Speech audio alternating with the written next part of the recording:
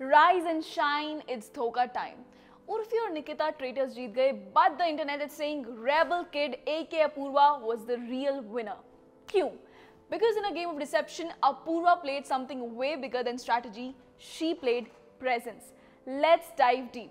किसी शो में जीतना एक मूवमेंट होता है, बट किसी के माइंड में रह जाना दैट इज मोमेंटम. तो लेट्स टॉक अबाउट अपूर्वा.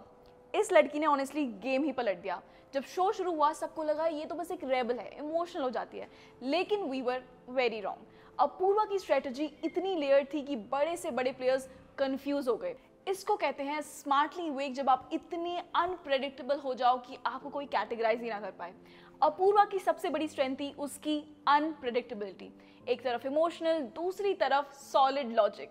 उसने अपनी वल्नरेबिलिटी को स्ट्रेंथ बनाया. जब पहला इंप्रेशन लोगों के दिमाग में बैठ जाता है तो उसे बदलना मुश्किल होता है.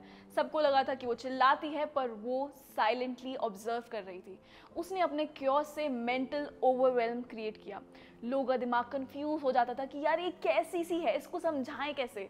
हम नेचुरली जेन्युइन या इमोशनल दिखने वाले लोगों पर ज़्यादा भरोसा करते हैं, भले ही वो स्ट्रैटेजिकली क्यों ना हो.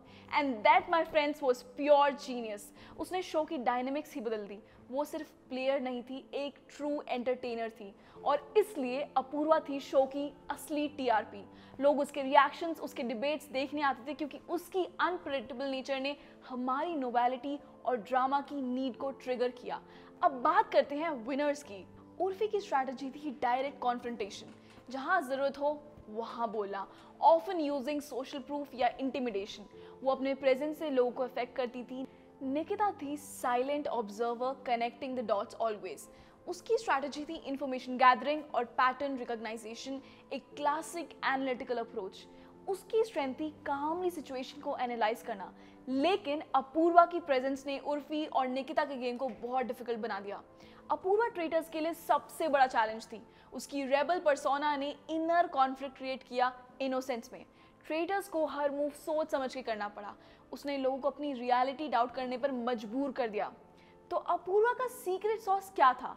अपनी आइडेंटिटी को वेपन बनाना, ऑथेंटिसिटी और वल्नरेबिलिटी के साथ. जब सब इमेज मेंटेन कर रहे थे, अपूर्वा अपने फ्लॉज के साथ थी.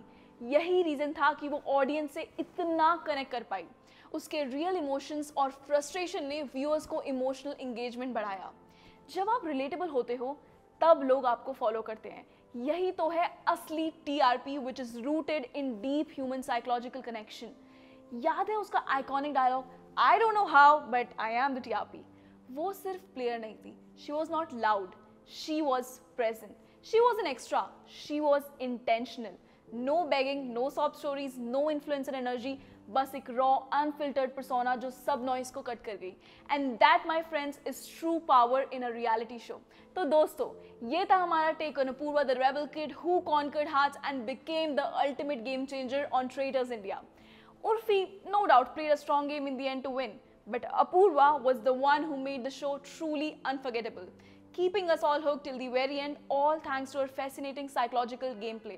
अब मैं आपसे पूछती हूँ, आपको क्या लगता है? Was Apurva the smartest player even if she did not win the title?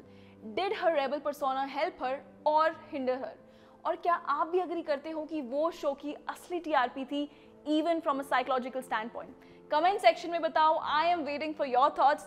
Let's decode more together. मैं मिलूंगी आपको अगले वीडियो में. तब तक के लिए देखते रहिए द ट्रेटर्स इंडिया की दुनिया का राज एक नए नजरिए के साथ.